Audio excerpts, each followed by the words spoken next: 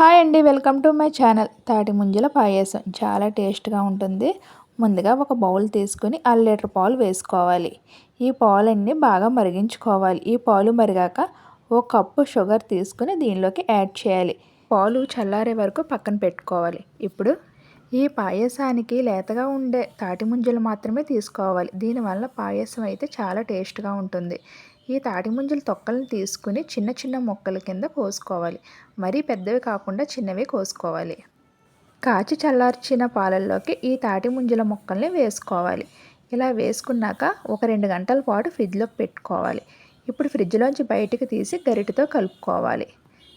ఇప్పుడు ఒక గ్లాస్ తీసుకుని ఈ తాటికాయ ముంజల పాయసాన్ని గ్లాస్లోకి వేసి పైన జీడిపప్పు కానీ బాదం పలుకులు కానీ వేసుకోవాలి. ఇది హెల్త్కి చాలా మంచిది. సమ్మర్లో మీరు కూడా ట్రై చేయండి. నా వీడియో నచ్చితే లైక్ చేయండి, షేర్ చేయండి, సబ్స్క్రైబ్ చేయండి.